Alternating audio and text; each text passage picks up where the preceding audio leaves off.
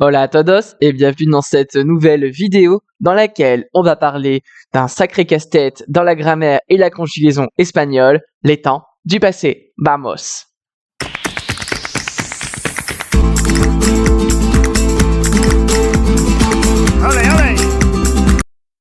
Alors effectivement, choisir un temps dans le passé en espagnol peut s'avérer être un petit peu compliqué, surtout lorsqu'on débute. Alors, pas de panique, dans cette vidéo, on va reprendre ensemble tous les petits points pour justement distinguer les trois temps du passé principaux, à savoir l'imparfait l'indicatif, le passé composé et le passé simple. Alors avant de commencer, il faut toujours se poser une question très simple. Est-ce que mon action est terminée? Est-ce une habitude? Comment est le contexte? Et est-ce que mon action passée a-t-elle un lien avec le présent? Ces 4 points vous permettront justement de déterminer quel est le bon temps à utiliser dans votre phrase, à l'écrit ou à l'oral. Alors pour rappel, les temps du passé principaux sont l'imparfait de l'indicatif, le passé simple et le passé composé. Il existe également l'imparfait du subjonctif qui pour le coup, lui, a une valeur d'être une action passée dans le passé. Donc une action qui est vraiment antérieure à celles qui vont lui succéder. Alors, avant de parler de l'imparfait du subjonctif, on va se concentrer sur ces trois temps qui sont l'imparfait de l'indicatif, le passé simple et le passé composé. Je vous propose une phrase d'exemple. Iba al cole, me caí, me he roto el brazo. Alors, pour comprendre pourquoi est-ce que dans ma première partie, j'utilisais l'imparfait de l'indicatif, pourquoi dans ma deuxième partie du passé simple et pourquoi dans ma troisième du passé composé, c'est ce qu'on va voir tout de suite en commençant par le passé simple. Alors, le passé simple, c'est le temps le plus utilisé en espagnol. C'est vrai qu'en français, on a tendance un peu à le bouder et pourtant en espagnol, c'est vraiment le temps le plus utilisé.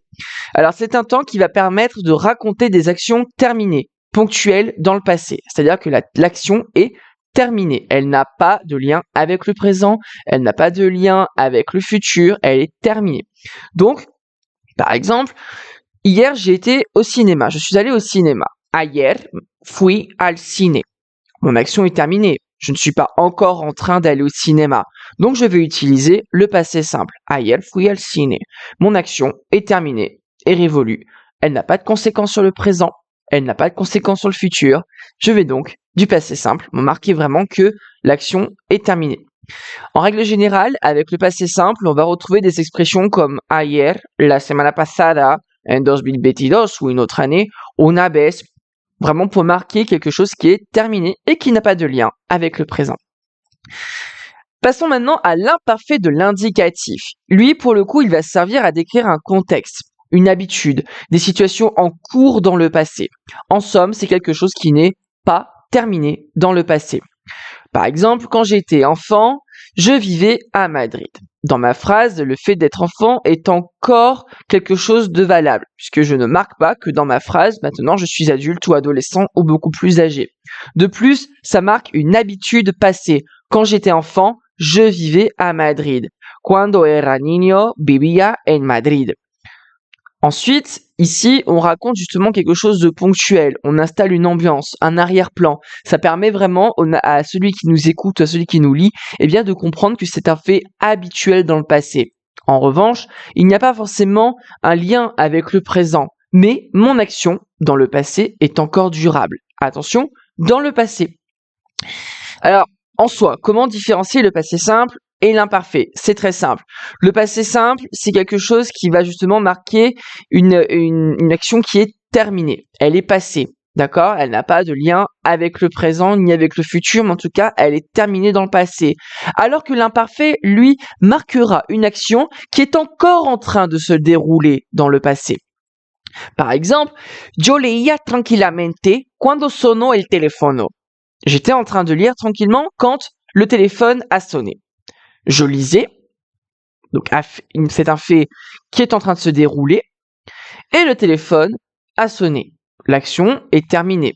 C'est-à-dire que là, mon action du téléphone qui sonne est terminée. En revanche, j'étais en train de lire. Et là, ça marque que le fait de lire était en fait, entre guillemets, le décor, et l'événement qui va chambouler un peu ce qui est en train de se passer, c'est que le téléphone se met à sonner. Donc d'abord, je mettrai de l'indicatif, de l'imparfait indicatif, et ensuite du passé simple pour marquer à la fois le décor qui est le fait de lire et l'action qui va chambouler un petit peu le fait que le téléphone a sonné. On passe maintenant au passé composé. Alors, le passé composé, pour le fermer, on aura besoin d'un auxiliaire, qui est l'auxiliaire haber en espagnol. Le passé composé s'appelle en espagnol el pretérito perfecto. Et ce pretérito perfecto, on l'utilise lorsque le passé a un lien avec le présent. Avec l'exemple, vous allez tout de suite comprendre. Esta mañana he comido algo y me duele la tripa. On va contextualiser un petit peu. On a mangé un plat à midi. Ce plat avait un petit problème de fraîcheur, on va imaginer. Et là, aujourd'hui, à cause de ça, j'ai mal au ventre. Donc ce matin, j'ai mangé quelque chose et là, j'ai mal au ventre. Donc, le fait que j'ai mangé quelque chose m'apporte quelque chose dans mon présent. Ça peut être positif ou négatif. En tout cas, il y a une conséquence. Du fait qu'il y ait une conséquence sur le présent, eh bien, on va mettre du passé composé pour vraiment marquer que le passé m'a donné quelque chose dans le présent. Et en l'occurrence, le fait d'avoir mangé, donc action passée, me donne aujourd'hui dans le présent un mal au ventre. Pour résumer ces 3 temps, le passé simple me permettra d'indiquer une action terminée et ponctuelle qui n'a pas de rapport avec le présent. L'imparfait d'indicatif, lui, va m'indiquer une description, une habitude, un contexte passé qui n'aura pas forcément de lien avec le présent. En revanche, le passé composé, lui, est un passé qui est lié au présent. Donc lui, dès l'heure où le passé me donne quelque chose sur le présent, alors je dois indiquer du passé composé.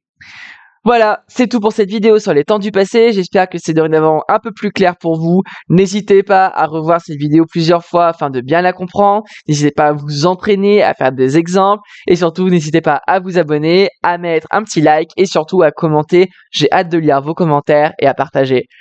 Muchas gracias. Nos vemos muy pronto. Hasta luego.